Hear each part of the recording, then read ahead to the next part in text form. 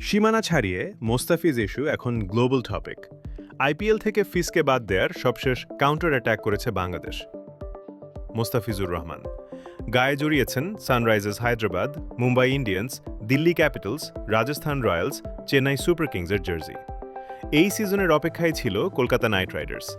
তারই মধ্যে কিনা গেল শনিবার বিসিসিআই সচিব দেবজিৎ সাইকিয়ার এক অনুরোধেই বলা ভালো নির্দেশে মুস্তাফিজকে মুহূর্তে রিলিজ করে দেয় কেকেআর।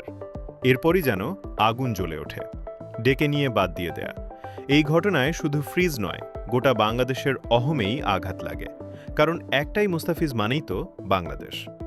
এরপর থেকে এক মুহূর্তের জন্য বাংলাদেশ সরকার পিছপা হয়নি, বরং ভারতের চোখে চোখ রেখে কথা বলেছে। ফিসকে বাদ দেওয়ার বিষয়টা ভারতীয় ক্রিকেট বোর্ডের সিদ্ধান্ত হলেও এই ইস্যুতে কিছুই জানে না বিসিসিআই এর কর্মকর্তারা। কোনো মিটিং, কোনো আলোচনা ছাড়াই নেওয়া হয় এমন সিদ্ধান্ত। ভারতীয় গণমাধ্যম দ্য ইন্ডিয়ান এক্সপ্রেসে দেয়া এক সাক্ষাৎকারে এমনটাই জানিয়েছেন বিসিসিআই-এর এক কর্মকর্তা। আমরা নিজেরাই মিডিয়ার মাধ্যমে এ বিষয়ে জানতে পেরেছি। কোনো আলোচনা হয়নি, বোর্ড মিটিং হয়নি, আমাদের পক্ষ থেকে কোনো পরামর্শ নেওয়া হয়নি।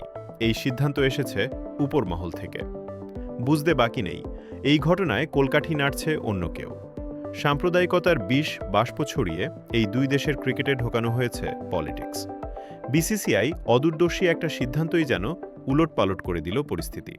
আইপিএল দেখানো তো নিষিদ্ধ হলোই, বিসিবি থেকে আছে স্পষ্ট বার্তা, নিরাপত্তা নিশ্চিত হলেও ভারতে বিশ্বকাপ খেলবে না বাংলাদেশ।